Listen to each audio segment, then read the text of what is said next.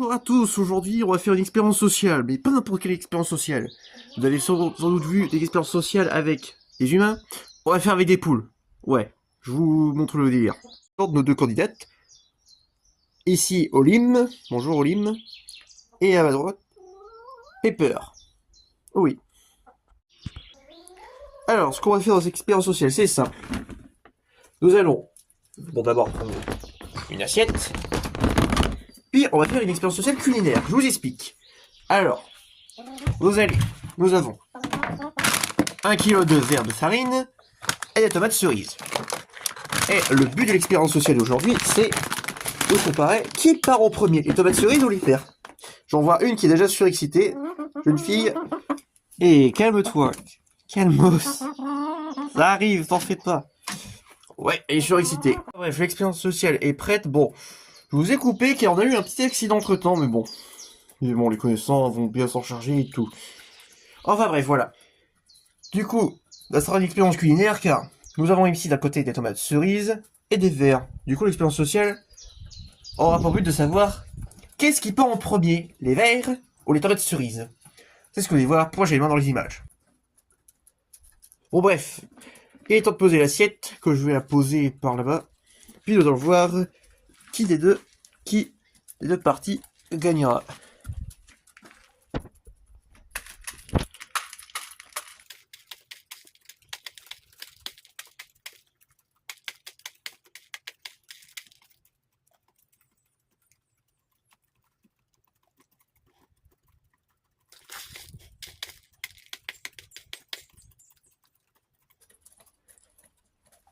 Voilà, conclusion formelle de l'expérience, c'est les verres qui sont partis en premier.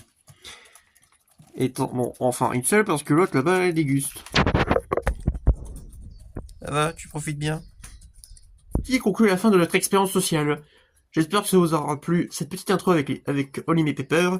Et bon bah si vous voulez le revoir dans des intros ou quoi, n'hésitez pas à signaler. Salut!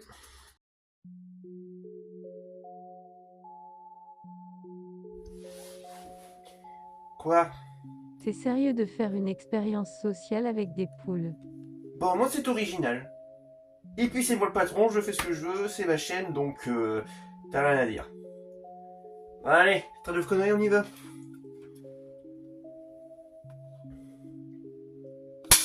Bonjour tout le monde. Et oui, nous sommes arrivés au 13e épisode. Bon bref. Dans l'âge de glace, on a eu divers personnages. Que ça soit des personnages courageux, cruels, attentionnés, irritants aussi par moments. J'en pense à 2 particulièrement. Voire 3. Mais, très peu de personnages de cette franchise sont aventuriers et excentriques en même temps. Aujourd'hui, parlons de Buck.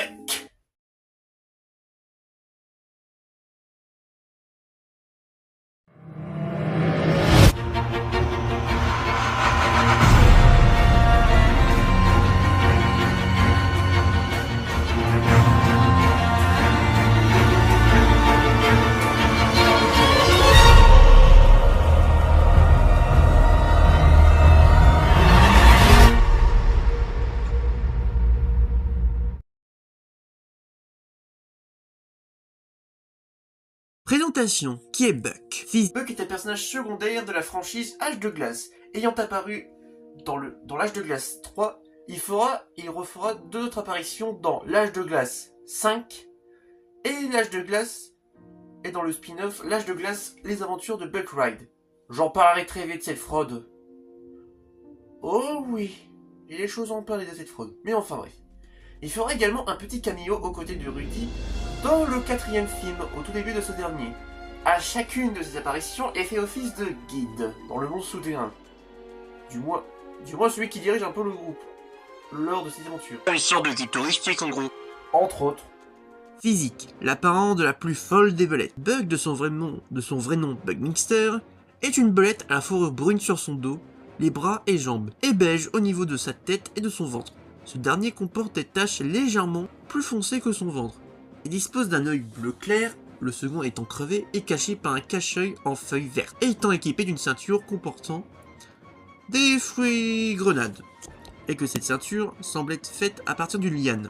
C'est un design simple mais efficace. Dans le sens simple où, une couleur brune, c'est courant dans la nature, comme dit dans l'épisode précédent, mais efficace parce qu'on le reconnaît.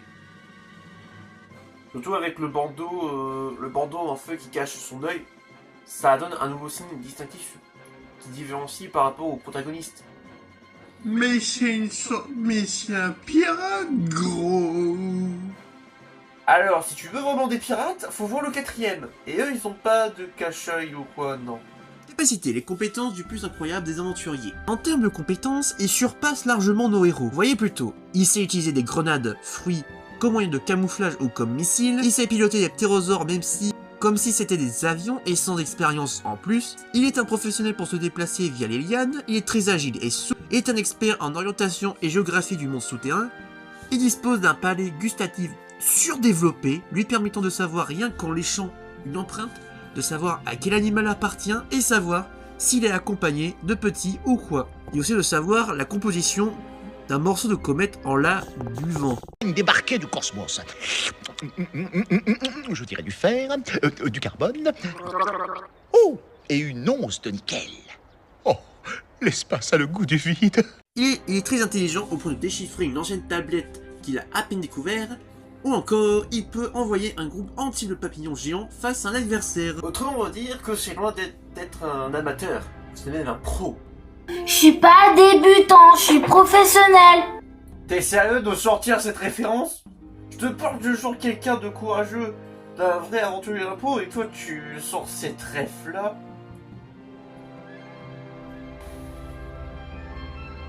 À peine on commence cet épisode, ça va bien finir.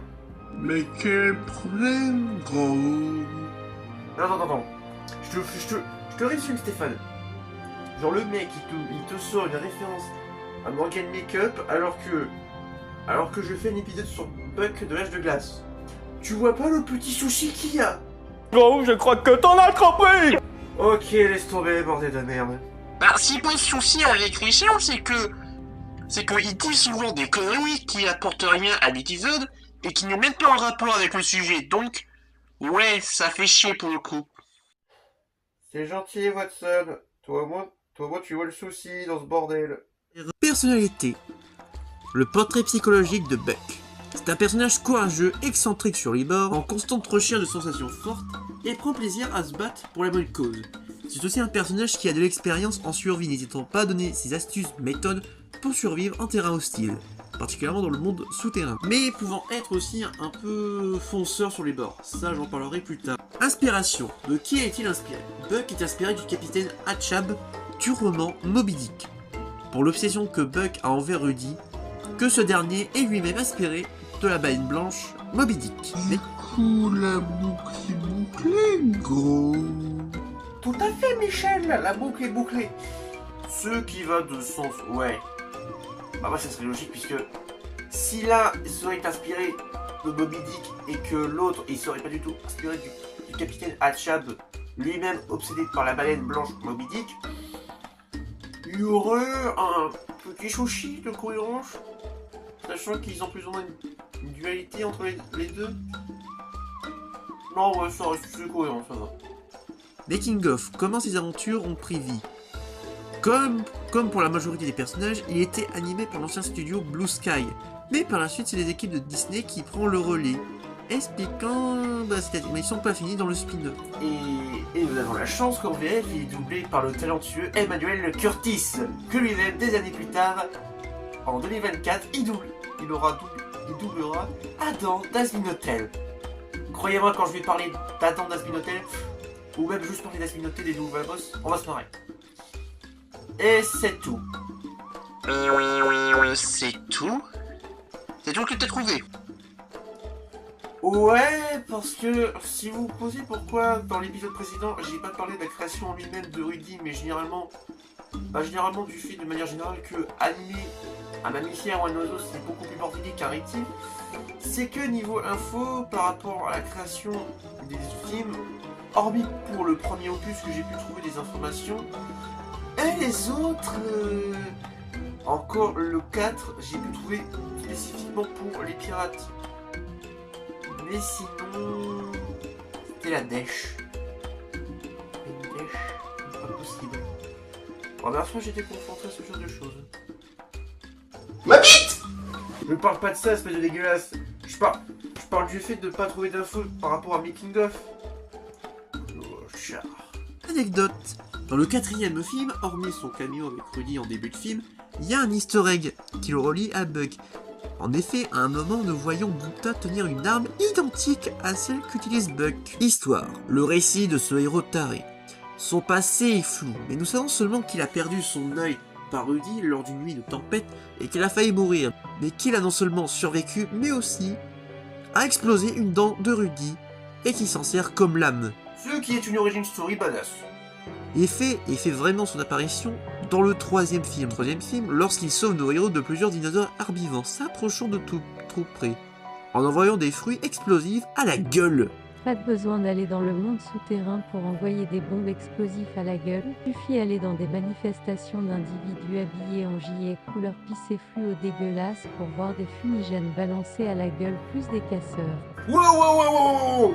Ne dis pas ça, malheureux, tu vas en réveiller certains que ça va foutre le bordel partout, que ça soit sur les réseaux ou quoi. Non, ne commence pas par pitié. T'as déjà fait référence à Burger Makeup, maintenant tu nous fais référence au gilet jaune. Oh putain de bordel de merde, non. Par pitié, malheureux. Et leur préviennent de rentrer chez eux, et leur dit que seulement le seul moyen de sauver leur ami est de traverser un parcours dangereux. La jungle du malheur, le gouffre de la mort, et les falaises de l'effroi. Après avoir sauvé Manny et Diego d'une plante carnivore de la jungle du malheur, il accepte d'être leur guide dans le monde souterrain. Que d'ailleurs la plante a 2 fils. Suspect ce bordel, pourquoi elle a des fils? Quoi? Mais ils ont pris de la drogue ou quoi? Comment dire? S'ils étaient réellement sous crack, alors déjà ils auraient bouffé quelque chose, ils auraient mangé quelque chose pour être sous crack, mais là, ils auraient rien mangé. Et de deux, je pense pas que rien qu'au script serait passé, tu vois. Certes, ils peuvent avoir certaines allusions, disons subtiles, que seuls les plus vieux peuvent comprendre, mais là, directement, faire référence au crack, oula, non, ça aurait pas du tout passé. Après un moment papillon géant plus moment trip plus tard, ils arrivent au gouffre de la mort, dont il assure le transport jusqu'à l'autre côté du gouffre. Du moins pour Ellie. Car pour les autres, il y a un souci technique. Comme avec la NCCF, j'ai envie de vous dire. C'était la NCCF avant l'heure. Sauf qu'il n'y avait pas les grèves pour nous casser les couilles. Il doit régler ça et leur dit de ne pas respirer le gaz, sinon il rit à mort. Au final, il se fait avoir lui aussi. Après un sauvetage de la part d'Ellie plus tard, il s'installe pour la nuit et Buck profite pour parler de son histoire et comment il a perdu son œil et gagné sa lame blanche. Que d'ailleurs, cette scène-là, c'est une des meilleures scènes au sujet de Buck et Rudy en même temps. Comme je l'avais expliqué dans l'épisode précédent, que c'est genre vraiment le moment où non seulement tu découvres, en plus par rapport à Buck, son passé pour qu'il a perdu son œil, etc., mais aussi d'un autre côté que on commence à plus ou moins voir une apparence concrète de Rudy avec des bouts du corps et des silhouettes, mais on commence à réellement sentir le danger de ce monstre, que c'est pas juste une invention de Buck. Le lendemain, il trouve des traces de maman dinosaure et Sid, et se met à faire des théories, plus que douteuses, afin de... Voilà ma théorie. Le dinosaure attaque Sid. Sid réplique à coups de branches de brocoli, réduisant le dinosaure à l'état de légumes. Tu délires. Sid n'est pas violent. Il sait à peine mettre un pied devant l'autre. Et de toute façon, où est le dinosaure? D'accord, bien vu. Scénar numéro 2. Sid mange le brocoli. Le dinosaure mange Sid. Le dinosaure piétine le brocoli, réduisant le brocoli à l'état de légumes. Non, je dis douteuse parce que sérieux, genre, une de ces hypothèses, c'est genre que ça serait Sid qui aurait buté un T-Rex.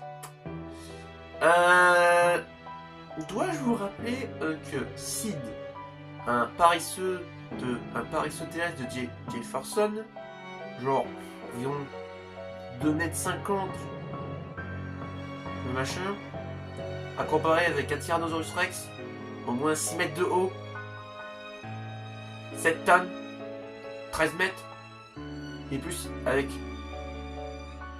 des dents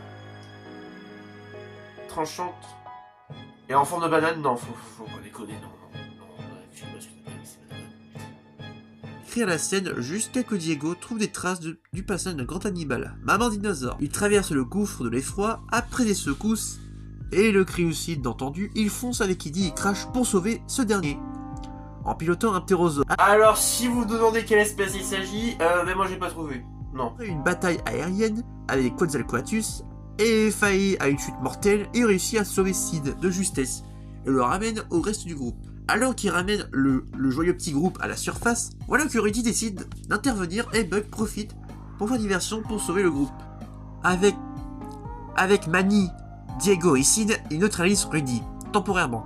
Cette scène est badass, juste badass. Avant que Sid fait tout foirer. Après la chute de Rudy, Buck est bouleversé par la mort de Rudy, se demandant même de ce qu'il va faire.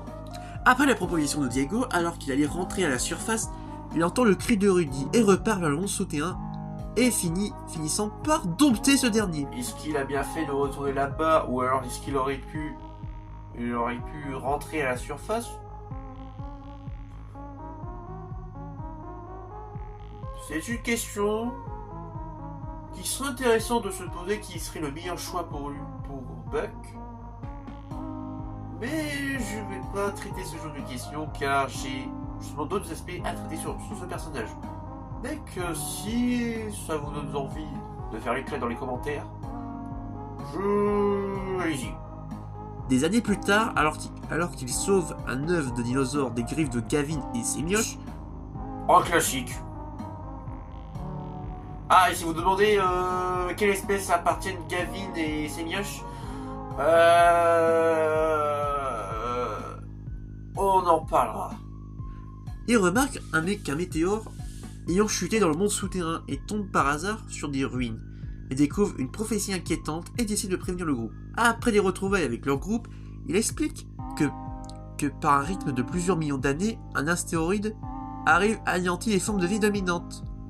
Que ce soit des insectes, les dinosaures et les prochains sur la liste, les mammifères. Le truc rigolo avec justement cette prophétie, c'est que au niveau chronologie par rapport aux formes de vie, c'est plutôt réaliste parce que genre il nous dit d'abord que des espèces d'insectes bizarres qui arrivent sur Terre puis pouf ils sont morts. Ce qui fait référence aux carbonifères avec les insectes, avec les arthropodes géants, genre Meganora, Arthroplura, qui régnaient sur la terre ferme avant les amphibiens, puis les dinosaures, c'est logique, et puis les mammifères, ce qui est logique. Mais ça me pose une question, qui a construit ce temple, qui a annoncé cette prophétie, et comment il a su que telle forme de vie allait disparaître ou quoi, ou même prédire quelle forme de vie régnera après. Et partent alors pour stopper l'astéroïde. Après quelques péripéties plus tard, ils arrivent à Geotoka, qui rend ses habitants immortels accessoirement. Mais ça j'en parlerai quand je ferai un épisode spécial sur eux. Ah oui, je compte bien parler plusieurs fois de la franchise Age de Glace. Ah, je vous préviens, il y aura un dossier spécial, je vais vous expliquer qu'est-ce qu'un dossier spécial. Il y aura des épisodes centrés sur nos héros, sur Strat, sur les pirates du Cal, sur les habitants de Geotopia, etc. Qui est littéralement bâti à l'intérieur d'un astéroïde. Après un refus plus la destruction de cette dite météorite par une gaffe de Sid, il participe à la construction d'un aimant avec l'aide des cristaux pour faire dériver la trajectoire de la météorite. Mais Gavin et ses rejetons interviennent et volent la peau de Buck. Mais Buck tente de le raisonner. Après des résolutions plus tard, et après que le monde a été sauvé, il est invité et aperçu au mariage de Pêche et Julia. Est-ce qu'il a finalement emménagé sur la terre ferme à la surface ou est-il rentré chez lui sous terre?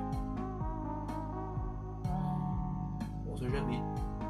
Et non, je ne vais pas parler volontairement du spin-off parce que rien ne va dans ce truc, donc j'en parlerai plus tard. Car niveau chronologie, elle s'entorche le fion, je vous dis direct. Alors quand c'est moi qui est mal poli, on fait tout un drame. Par contre quand c'est toi sans normal, on se fout de ma gueule là. Moi, c'est pas pareil. Et puis faire ta gueule. Si oui, c'est si pourri que ça. Bah, comment te dire? Rien dans sa narration, ils évoquent pas, rien que quand ils résument les événements passés, ils évoquent pas l'existence de pêche. Même si que, en éventualité, ils auraient pu se passer après le 5, ils auraient pu au moins évoquer l'existence de pêche. L'existence de Kira, qui est quand même, qui les a rejoints à la fin du 4 et qui est toujours resté au 5. L'arrivée de Brooke, les événements de l'astéroïde quand même. Enfin bref, niveau chronologique, ça se torche avec. Analyse, partie 1. Le Indiana Jones de l'âge de glace. Il a littéralement l'image du héros parfait conçu dans la pop culture. À savoir un héros sans défaut, qui maîtrise toujours tout, que je vais vous expliquer par rapport à plusieurs points. Il a une parfaite maîtrise de la situation, que ça soit de son environnement en se balançant de liane en liane, sachant piloter un ptérosaure pour la première fois, il connaît les secrets et dangers de ce monde, tandis que nos héros, ils ont du mal à maîtriser parfaitement leur environnement, et ne font que survivre et subir les événements plus qu'autre chose. Il est l'archétype du héros parfait, courageux, prêt à risquer sa peau, recherchant de sensations fortes et un connaisseur de son environnement, tandis que nos héros ne sont pas parfaits. Ils peuvent se faire avoir, ils évitent à tout prix le danger et les risques inutiles, ils ne connaissent pas toujours ce qu'ils ont en face d'eux. Avec ces éléments, ils donnent l'impression d'être le héros parfait, ce qui n'est pas toujours le cas. Partie 2. La solitude d'un traumatisme. Là, voyons clair. Le film Les Aventures de Buck Wild, c'est un mauvais film. Mais le peu de positif qu'il y a là-dedans, déjà que ce soit par rapport au passé d'Ellie qui est davantage allongé par rapport au second film où on découvre un petit peu plus la vie d'Ellie et de ses deux frères là, mais également aussi le passé de Buck qui est davantage un peu plus approfondi et qui est intéressant, et que ce passé là est intéressant car on l'a toujours vu seul, que ça soit dans le 3e, dans le 5e ou même vite fait dans le 4. On l'a toujours vu seul, jamais accompagné de quelqu'un ou quoi. Non, il a toujours vécu, il a toujours fait ses aventures seul, on l'a toujours vu seul. Mais du coup, d'où ça vient? La réponse nous est donnée dans un moment flashback, où on découvre qu'il n'a pas toujours été seul. Il avait une équipe avec lui, il était le chef. Un jour, lors d'une de leurs missions, l'équipe a sombré dans un gouffre et s'en supposé mort. Ce qui a eu comme conséquence chez Buck de rester seul et surtout vivre ses aventures en solitaire, ne voulant pas qu'un drame identique se reproduise aux gens qu'il aime. Quand Zee revient, il semble vouloir effacer cette partie de sa vie, une partie pour Buck honteuse, car voulant qu'on retienne de lui l'aventurier courageux et héroïque qu'on connaît, non pas un perdant qui risque de faire mourir ses proches. Et que dans un certain sens, il s'en veut d'avoir laissé son équipe mourir, ce qui peut expliquer sa solitude. Partie 3. L'âge de glace, les aventures de Buck Wild. Un spin-off gâché. Alors, que l'âge de glace que les réalisateurs de l'âge de glace veulent faire des films, des spin-offs sur la franchise, il n'y a pas de souci, c'est pas ça le souci que je traite ici. C'est que ce premier spin-off se casse la gueule. Entre la continuité qui est complètement torchée, dans sérieux niveau chronologie rien ne va, comme j'ai pu citer plus tôt. L'animation, ouais, si dans les autres films, on aura beau dire ce qu'on veut par rapport aux autres films, mais au moins, niveau visuel, l'animation était propre, qui était terminée, qu'elle avait de la beauté. Là, on a une impression que c'est pas fini, quoi. Le fait que Crash Eddy sur les personnages principaux de ce spin-off est une mauvaise idée. Je vais expliquer pourquoi c'est une mauvaise idée. Le méchant qui est... Bon... J'en parlerai aussi lui d'un séjour. À côté de Soto, de Gut, de Rudy, et même à côté de Maelstrom. À côté de ces trois gros méchants, il a l'air juste un peu d'une fraude. Même Maelstrom, mais Cretaceous du 2e, ils ont plus de charisme que lui, et pourtant eux, on les a vus qu'une seule fois. Et que eux... ben... tout le monde les a pratiquement oubliés, quoi. Alors pour contre, on les a eu. On parlerait d'un de ces jours.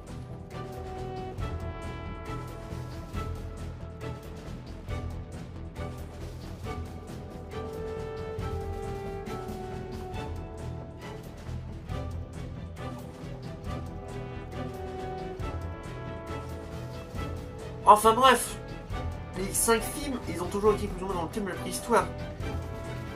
Tandis que ce film-là, ça sent un peu le réchauffé, quoi. Ça sent genre l'histoire qu'elle a pas été prise pour un film principal, que du coup on la réutilise, et que... ouais, il n'y a plus grand chose à faire. Bon, c'est bien beau de critiquer, de râler, mais est-ce que j'ai des idées? Ah oui, si t'as des idées, vas-y, propose. J'en ai des idées, t'inquiète. Bah va, si on écoute l'artiste ou Spielberg du Bled. Oh, toi, ta gueule. Alors, j'ai quelques idées pour un potentiel spin-off. Déjà, ma première idée par rapport à ça, c'est justement par rapport au personnage. Ben, le personnage qui mériterait sincèrement un spin-off, c'est Buck.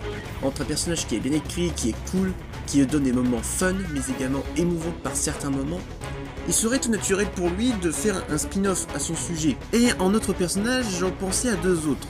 Bah déjà Rudy, parce que ces deux-là sont liés par rapport que l'un est la cause de la blessure de l'autre, et qui fait partie de l'origin stories de Buck, et qui en fait même partie du personnage, par rapport à son obsession pour Rudy. Ensuite, un autre personnage intéressant, ça serait Z. Pourquoi Z? Parce que c'est un personnage, bon, non seulement qui est sympatoche, faut dire ce qui est, mais également qu'elle vient souligner les défauts de Buck, que ça soit son côté fonceur, mais également le fait qu'il veut toujours tout faire tout seul. L'histoire. Ben pour l'histoire, j'ai plus ou moins 2 idées. La première partie, ça serait une origin stories de Buck. On découvrirait son passé, son ancienne vie à la surface, de comment il est tombé là-dedans, comment a-t-il fait pour survivre. Juste le moment où il aurait eu sa blessure avec Rudy, jusqu'aux événements du 3e film. Ou alors, seconde possibilité, qu'on pourrait refaire un scénario qui se passerait aux événements du 3e film, mais du point de vue de Buck. Que ce qui a déjà été fait par le passé, notamment avec le Roi Lion 3, que même si beaucoup critiquent cet aspect-là du film, qu'en vrai, ça dépend comment on le fait. Si c'est bien maîtrisé, ça peut être intéressant, mais si c'est mal dosé et incohérent, oui. Petite note, par rapport à d'autres personnages qui pourraient potentiellement apparaître dans ce spin-off, Gavin et Semioche. Oui, parce que dans le 5, on voit qu'ils ont l'air de pas se blairer depuis un moment. Et que entre le 3e et le 5e, ils sont passés des années. Et qu'on n'en sait rien qu'est-ce qui a commencé cette querelle entre les deux. Donc c'est intéressant de pouvoir inclure Gavin et ses enfants à cette histoire-là. Débriefing, qu'est-ce que je pense de Buck? Alors, c'est un personnage qui apporte un plus dans la franchise. En plus d'être hilarant, il est aussi charismatique. Et en plus de fort dans des scènes baston cool. Et que ça fait partie de mes personnages favoris de la franchise. J'espère que cet épisode vous a plu. Alors, pour ceux qui... Petite news, pour ceux qui se demandent pourquoi dans l'épisode précédent, il n'y a plus du tout de scénario en lien avec l'épisode 11. Comme je l'ai dit dans un post, pour ceux qui n'ont pas vu le post mais je vous le redis là, c'est juste que vu que je débute dans les vidéos en face cam et que du coup ça prend plus de temps, pour le scénario que j'ai envie de faire, ça sera pas beaucoup trop vite. Non, ça serait beaucoup trop colossal.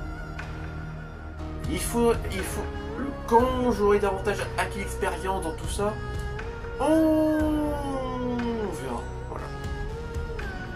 Bon, j'espère que cet épisode vous a plu. Je vous dis une prochaine fois pour de nouveaux monstres. Sur ce. Et petite flash news. La prochaine fois, nous allons parler d'un premier film d'horreur. Oui. Si vous vous demandez qui c'est, petit indice. La musique dans l'ordre de l'outro vous donnera un indice sur qui on va parler la prochaine fois. Bye.